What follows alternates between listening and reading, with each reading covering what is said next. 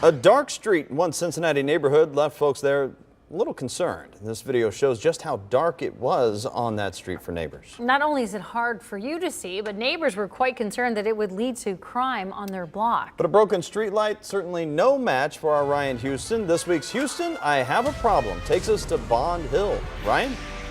You know, multiple neighbors who live on Laidlaw said they've had their cars broken into, and they claim busted street lights helped create the problem. This area on Laidlaw in Bond Hill is pretty bright now, but the light used to be a lot dimmer. Criminal look for any small spot in the area where you can get away with something. If it's dark, you know. That's exactly what Rodney Lyons says was the case in Bond Hill. Lyons is a retired property owner. He contacted 9 on Your Side and sent cell phone video of what it looked like with the street light out near his house. But you can see in between these two lights,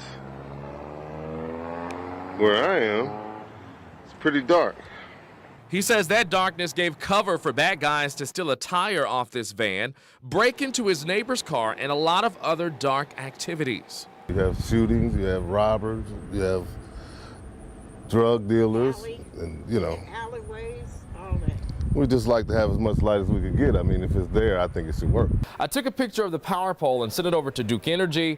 They responded and told me that they would investigate. But then the very next day, Ronald Lyons sent this picture of Duke Energy crews actually out fixing the street light. I just saw a guy going up in his truck.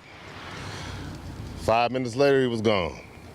Took 5 years to do that. This is part of the statement Duke Energy sent over. Duke Energy dispatched a crew to investigate the street light in question on Laidlaw. Upon arrival, our techs observed it needed a replacement light and performed that work. The neighbors are ecstatic. Thanks to 9 on Your Side. Hashtag problem solved.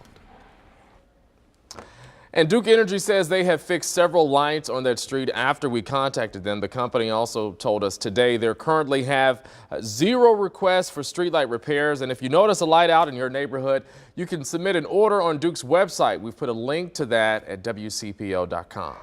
And if you have a problem and need some help, email Houston@WCPO.com and leave me a message at 513-852-1360.